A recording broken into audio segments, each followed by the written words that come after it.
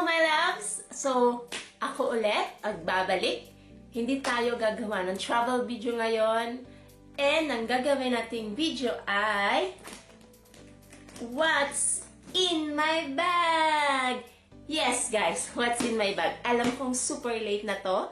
And ang dami ko ding napapanood ng mga vlogger, mga artista na gumagawa ng what's in my bag. So, inisip ko dahil wala akong maisip na content mga this past few weeks and naubusan na ako ng pera kaka-travel. So, why not nagawin ko naman ang what's in my bag. Yes, alam ko, yung bag kong napakalaki guys. Nakakahiya yung laman. So, kakauwi ko lang galing trabaho. Today is Saturday. So, yun nga, pagod ako. Parang maisip ko dahil sa yung last video ko is like weeks ago na. So, naisip ko na gawin ko tong content na to.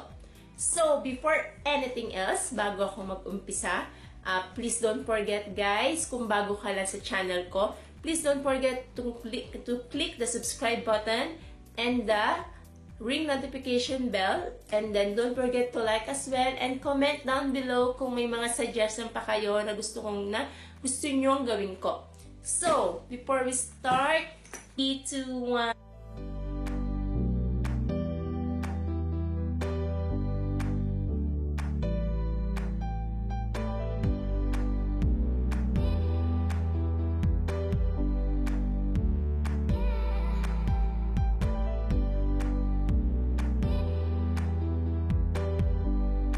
So, yun na nga guys. So, mag-uumpisa na tayo. Alam ko po, yung bag ko, hindi po ito mahal ha. Baka sabihin nyo po, pinagmamalaki ko yung bag ko. Hindi. So, yun nga. Itong bag na to is ginagamit ko siya everyday pag pumapasok ako ng school, pumapasok ako ng trabaho. Ito yung bag to na ang lagi kong gamit. So, pang all around ko po talaga siya. So, at first, i-open na natin siya. Ano nga ba yung mga laman ng bag ko, mga loves? So, yun na. Open na natin siya. So, first one, loves. Meron akong payong. Yes, may payong ako sa loob ng bag ko. Lahat naman siguro tayo is nagdadala ng payong, di ba?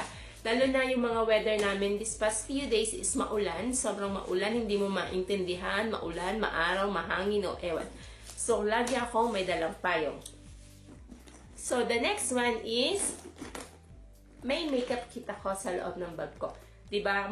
Bonggalicious ng makeup kit ko. Favorite ko to. So, ang laman ng makeup kit ko, meron akong mascara. Itong mascara na to is bago lang siya. Hindi ko siya laging ginagamit guys kasi nga minsan yung mata ko is nai-irritate pag meron akong lagi nilalagay sa mata ko. And then meron din akong face powder from Sephora. Hindi to mawawala kasi lalo na yung mukha ko is laging oily. Dapat lagi ako may face powder sa aking bag. And the next one is, meron akong lipstick.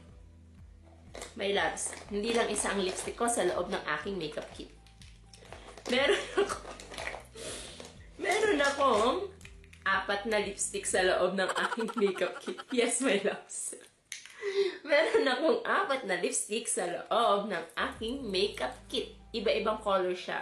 Itong isa is parang rouge. Rouge daw siya pero pink naman siya. Matte siya. And then, meron din akong maroon. Ito guys, ito lagi ko itong ginagamit. Kaya ito naman pud-pud na, paubos na. May maroon ako. Ito naman is parang purple.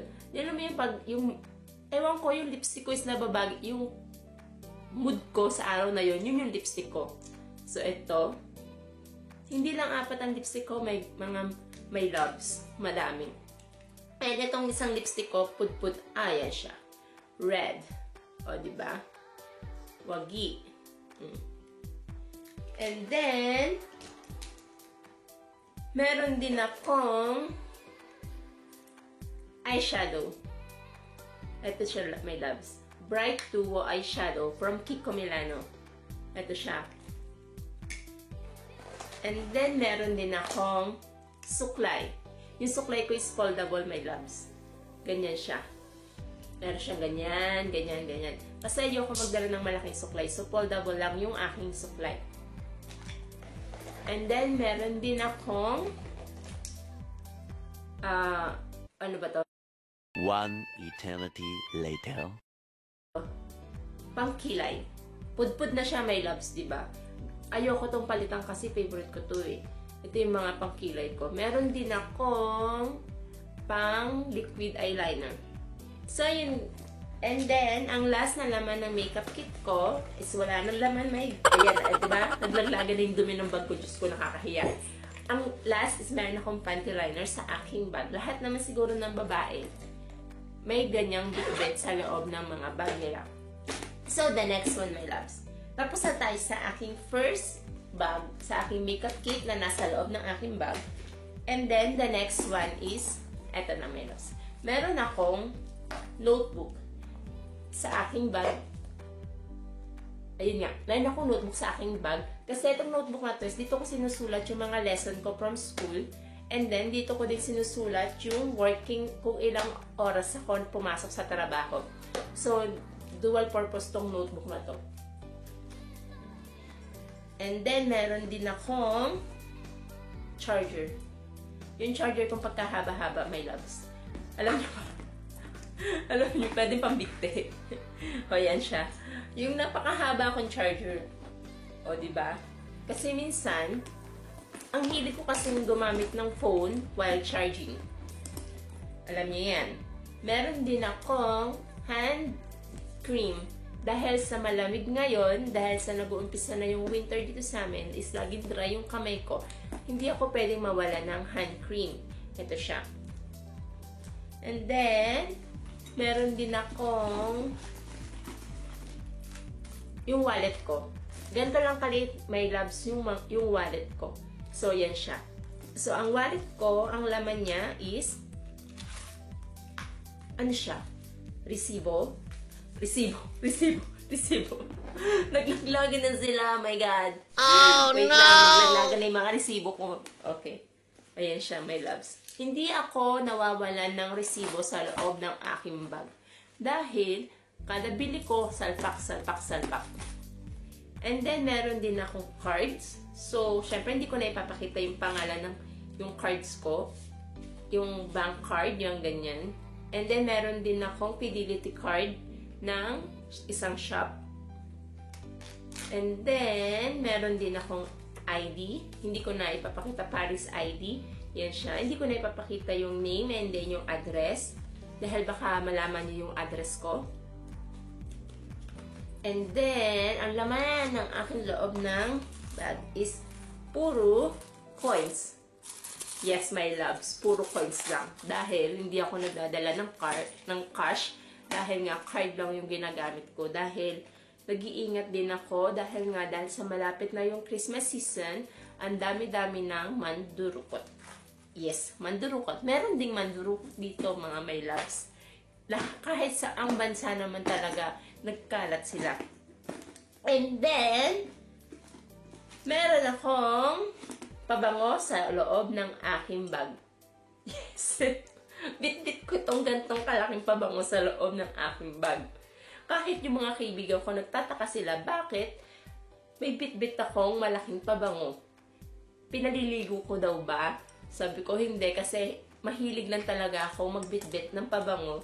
Kahit siguro dati pa, ang lalaki ng mga pabangong binibit-bit ko, hindi kasi ako mapakali. Pag, alam niyo yun, siguro, hindi namin, addict siguro ako sa pabango. Spray lang ako, gusto ko kasi mabango. Pag, hindi naman ako sa mabaho, pero gusto ko talagang ganun. And then, meron din akong tissue. Tissue, guys. Ito, hindi din ito nawawala sa bag ko. Lalo na ngayon nga, dahil nga sinasabi ko nga na malamig na. So, yung mga sipon ko, lahat ng tao dito ay sinisipon. So, maya't maya, tumutulo siya. So, hindi ako pwedeng mawala ng tissue. Ayan. And then, meron din akong kape. Yes.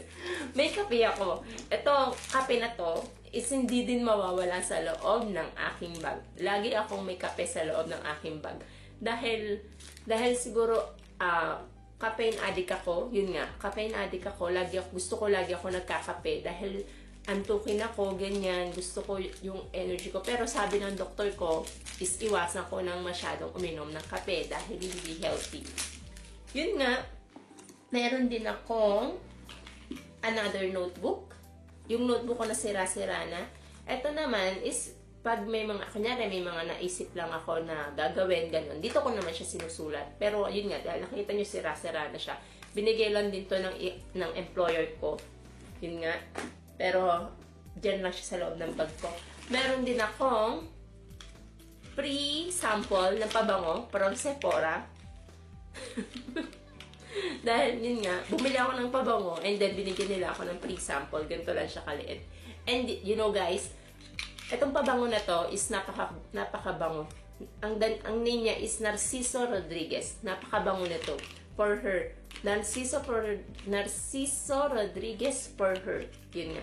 Napakabango nito guys. Sobra. And then, konti na lang yung laman ng bag ko guys. Wala na siya. Ubus na siya. Meron din akong susi ng bahay namin. Ayan siya, di ba? Pinutol ko yung puyod ko and then pinagdikit ko yung susi ko kasi hindi siya magkasya dito. So yun nga, di ba? Utakan lang yan. And meron din akong ballpen sa loob ng ito, hindi rin ito mawawala sa loob ng bag ko dahil ang ballpen ay mahalaga. And meron akong candy galing Pilipinas, pulburon. Ito, pulburon. Ang dami nito, dalawa na lang natira. Meron akong coins. And then, tingnan pa natin itong mga bulsa. Meron akong isa pang ID. Ito siya. Yan. And then, diba? Lahat ng gamit ko nilagay ko sa upuan. So, pagkatapos ng video na to, guys, ibabalik ko na naman sila sa loob ng bag ko. Ay, napakatalino mo, Roxanne. And then, meron din ako isa pang ID. Etong ID na to, guys, is nagagamit ko siya pag magpapacheck up ako. Para siyang PhilHealth sa atin. Ganon.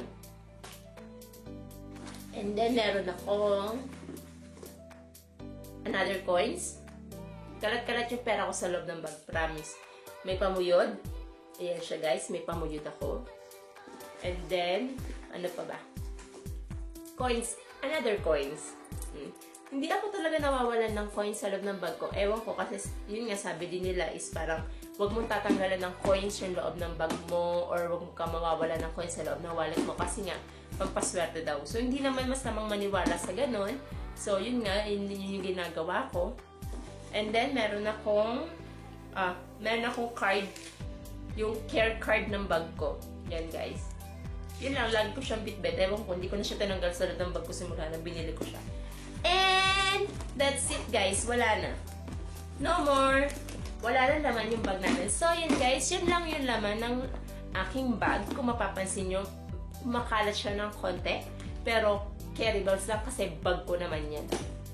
So, kung nagustuhan itong video na to, please guys, ulitin ko, huwag niyong kakalimutang i-like, subscribe, and kung bago ka nga lang, subscribe ka na dali!